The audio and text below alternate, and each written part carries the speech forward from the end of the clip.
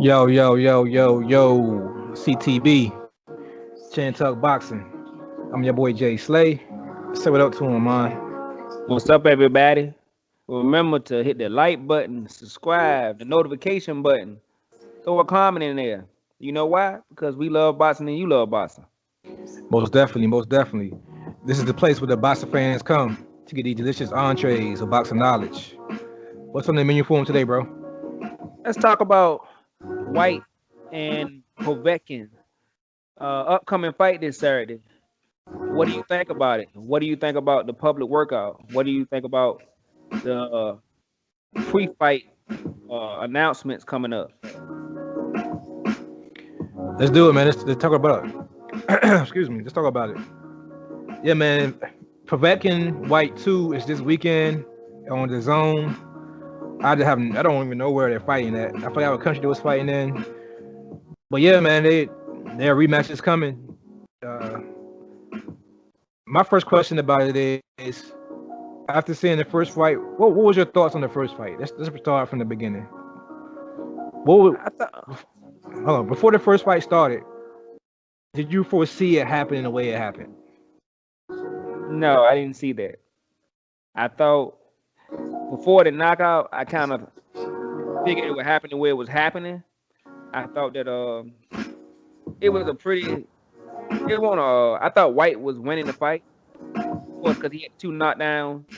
But other than the two knockdowns, it was somewhat even. But I Yeah. thought White was starting to take control of the fight because for me, Povetkin is known for kind of being a pretty decent starter and then kind of drifting and falling off as the fight go along because to me he got stamina issues, especially since he popped up dirty, and since then his stamina issues has been more noticeable to me. But so as White got his knockdowns in the fourth round, I believe, third and fourth round, I was Right. thinking that he was taking control of the fight, and I was like, oh, okay, White's about to win, about to stop this guy probably by the seventh or eighth round, and then out of nowhere he had that Boom. vicious uppercut, and he almost killed White. So yeah, I mean that's pretty much how I feel about the first fight in the whole. How about you?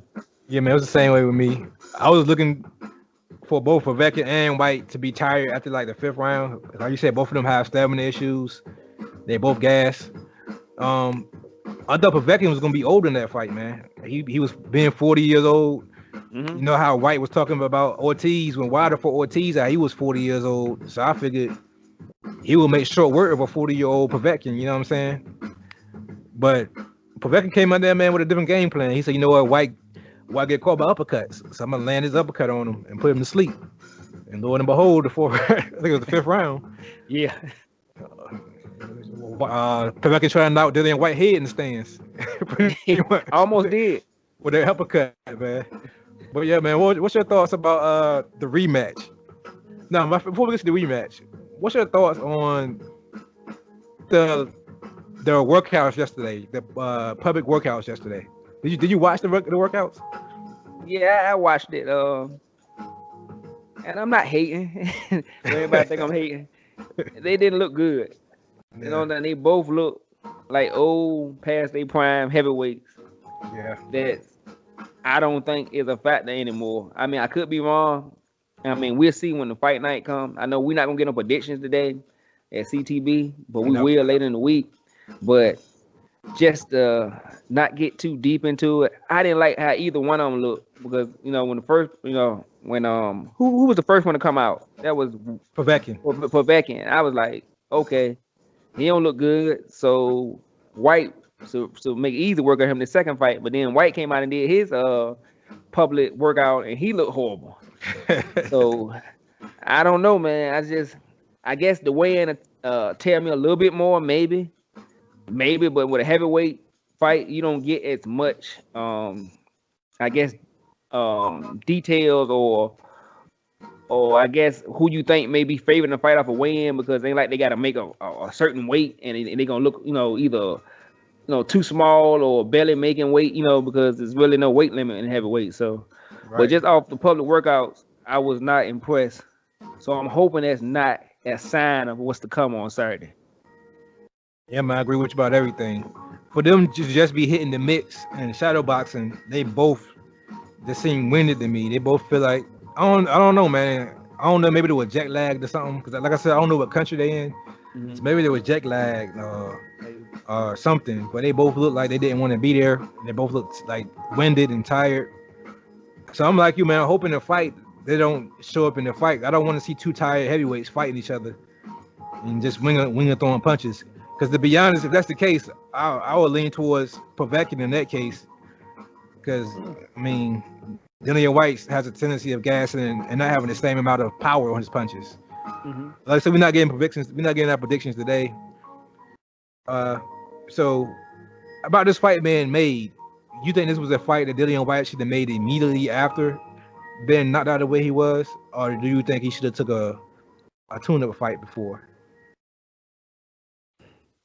Well, I think under normal circumstances, you would want to take a 2-month fight when you get knocked out like that. But I think the time clock for Dillian Whyte is now. He wants to get in that Joshua Fury, maybe Wilder kind of sweepstakes. So him taking a tune-up is not going to get him in that mandatory position.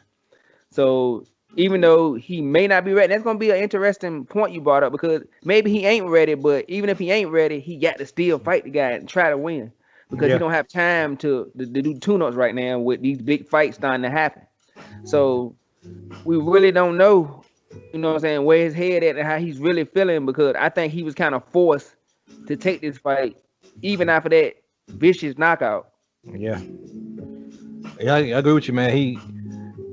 He jumped the gun, I think, a little bit on getting his rematch, but he really, like you said, he really had no choice if he wanted to stay in that sweepstakes. I think he even said recently too that he's gonna put the WBC to the flame, and saying if he beat Povetkin in this fight, that he needs to be the mandatory for the Fury Joshua winner if that fight happens. Which we'll make a video about that later. Which I would have a problem with if the WBC did do that, because I wouldn't see them why they would step in and make him the mandatory like that, and force them to fight Dillian Whyte, but they didn't force Fury to honor his contract and fight Wilder. But that's a whole other topic that we won't bring up in this conversation. But yeah, you got anything else you want to add to this video about Dillian Whyte versus Povetkin? No, I think we covered it all for right now until later in the week. Yeah, we'll make another video possibly Friday or Saturday after the weigh-ins, but right before the fight, give our predictions like we normally do here at CTB. Like I said, it's CTB. I'm your boy Jay Slay. Say peace to him, man. All right, everybody. Remember again to like, subscribe, comment, hit that notification button. Let's keep this channel growing. You know why? Because we love boxing and you love boxing. But most of all, peace and love, and we out of here.